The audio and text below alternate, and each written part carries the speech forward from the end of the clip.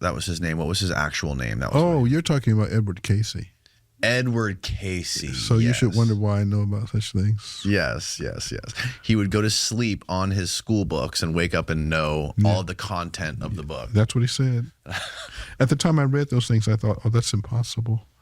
I'm not sure. I'm not so sure anymore. Well, it sounds like science fiction. It sounds like science fiction. But you know what's crazy is I had this woman in here who writes on national security, and she did this whole book about the Pentagon. Yes. It was called The Pentagon's Brain. Ah. And the people that are in the Pentagon who work for an organization going back through the Cold War called DARPA was what it was called. Now it's called ARPA. They would invite every year, they would invite the world's top science fiction writers to have some sort of like an intellectual brainstorm on weapons of the future. Yeah. One of the things that's really amazing about our Pentagon, I've, in my career, I can't claim I had deep connections, but I've had some connections. Oh, microphone down. Is that the part of the reason that our Pentagon is so efficient at what it does is that it has this deeply intellectual part of it that does things like what you just described with DARPA, where people think very deeply, and some people would say far outside of the box about possibilities. And that's an example. Well, they have to. They can't think inside the box because all the other countries are probably also inside the box, exactly. Right. So the idea is if you want to get ahead, you have to actually go outside the box. And they have this blue sky research. That's exactly the word, yes. Where there's like, let's throw money at this insane idea, and who cares if it doesn't pay us off or get some sort of a return, you know? There is at least when I was a child, there was a aphorism about Edison, which went along the lines that he had to find 1,000 substances that did not allow him to form an incandescent bulb before he found the one that did. It's something like that. Yeah, that's right.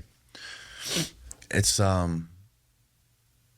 really wild. And going back to the consciousness stuff and AI, I don't know if I'm convinced. Like, I agree with you that it will become so advanced that it will be indistinguishable from consciousness, but I don't know if it will actually become consciousness. Well, I don't know how to parse that statement, because if it's indistinguishable, which means some kind of observations are being done, I don't know how to ask a deeper level of questions that are not connected to observations. That's sort of what scientists do. Sure. And you can certainly ask those questions, but I don't know how to. Well, think about all the power it takes to power those AIs, and how many watts does the human brain run on again? It's like 5 watts. Something like that. Yeah, it's nothing. Yeah, compared to what they're doing. And these things, but part of the problem that you're talking about is this set of circumstances is tied up to the current evolution of AI. Namely, it's deep neural nets and large language models. Mm-hmm. There are other things that one could probably do. And who knows, since no one's actually figured out how to do those things, who knows how much more efficient they might be. I saw the other day that, Elon Musk has been historically obsessed and has made it clear that his mission is to populate Mars and get human beings to Mars. Yes. And I think just a couple weeks ago, he posted something saying, no longer is this my goal. Yes. Now we have to focus on the moon. Yes. Are you surprised at this? No. Several years ago, I was on a panel at Rensselaer Polytechnic Institute, and the question before the panel was, are we going to Mars? And the other panelists included Dr. Shirley Jackson, who was the president of RPI at the time. There's an organization called Space.org, and the CEO of that organization, a retired admiral, as I recall, was on the panel. And then Ellen Ochoa, who is a retired astronaut, was on the panel. And so there was this hour-long discussion about going to Mars. and everyone else, were basically supporting Elon's claim, and I was the only one saying, no, we're not going to do that.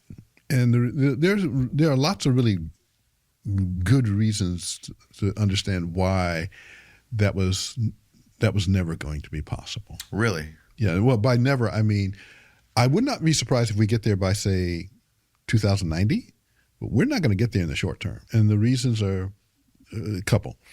One of the reasons that it was always impossible to adhere to the timescale that was being hyped is because if you look at the exposure, so we live here in the Earth, and the Earth is I like to say it is a hospitable home.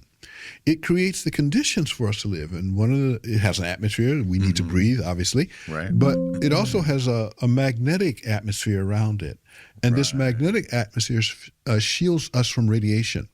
When you get in a rocket ship and plan to go to Mars, you go outside of that shield, and therefore the amount of radiations that humans will be exposed in any reasonable length of technology to get to Mars likely suggests that without special shielding, horrible mutations are going to occur, and that's likely to be diseases. Van Allen talked about this. Yes. Yeah. And so that was reason number one to know that Elon was talking out of his hat.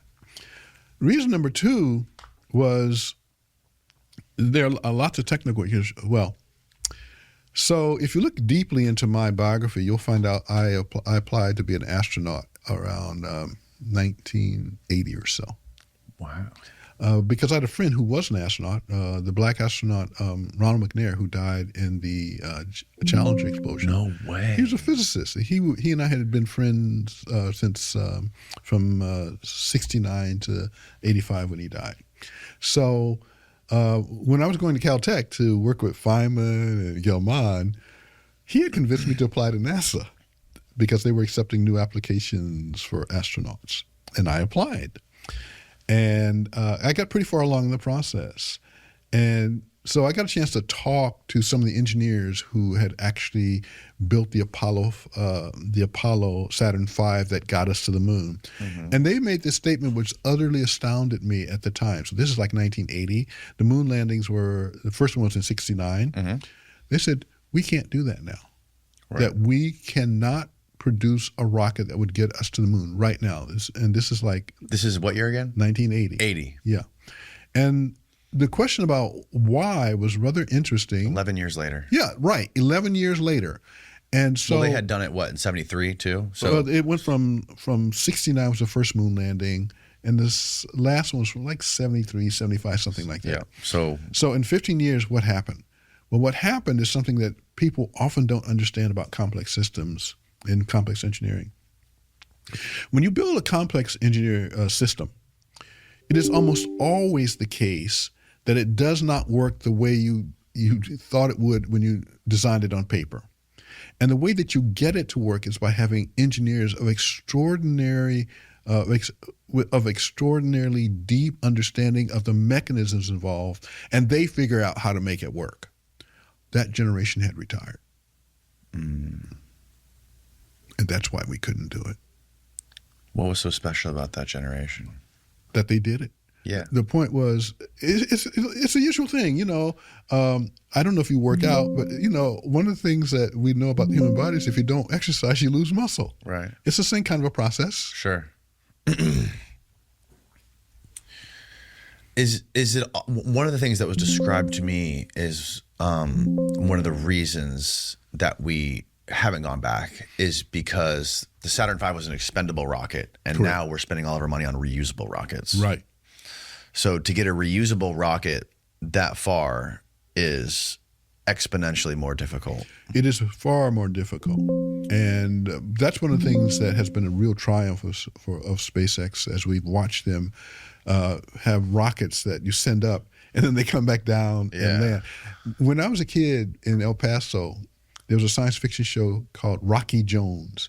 And they used to do that then. Rockets would go up and they would come back down. So, I've lived long enough to see this go from a television science fiction show to reality. Do you think, I mean, I'm sure you've had to think about this, but I'm curious to hear your answer. Will we ever have a more advanced way of traveling through space other than rockets? Because rockets are essentially guns, right? That's right. You're shooting They're a gun. basically guns. That's correct. That's correct. Like, Well, what would it take?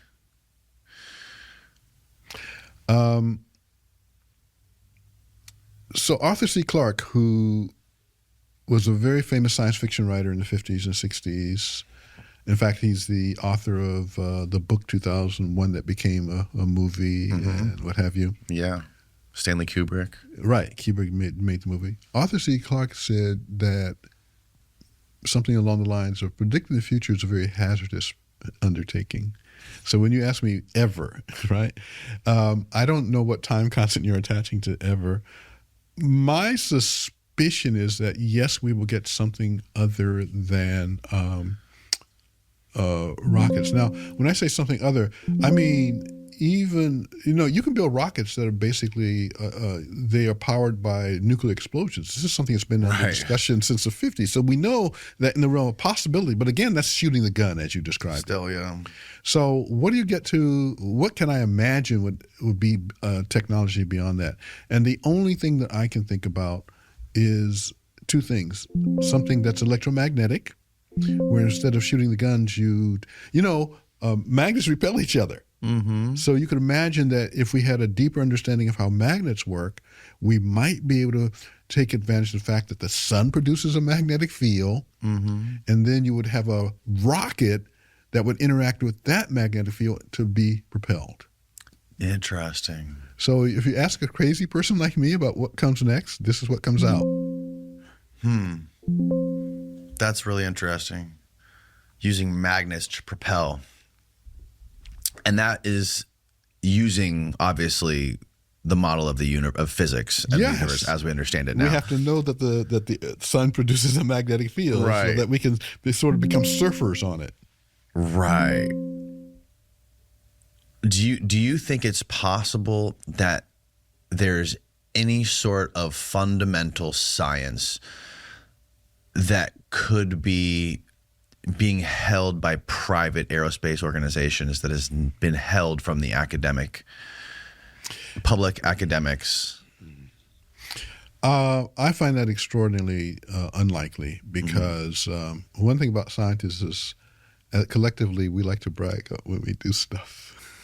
And I think if someone stumbled on something like that, there'd be no way in the world that any organization could stop them from talking about it. Mm-hmm. Yeah, it's been one of the puzzling questions for me over the last 10 years, just seeing. Well, maybe part of this thing that I'm talking about, this slowdown in innovation. The slowdown, yeah. When it comes to the search for life outside of our solar system, first of all, do you think there is consciousness similar to ours outside of our solar system? And two, do you think if there was, because there is a whole bunch of different planets that we found that are Goldilocks planets that could inhabit intelligent life, do you think it would resemble anything similar to us?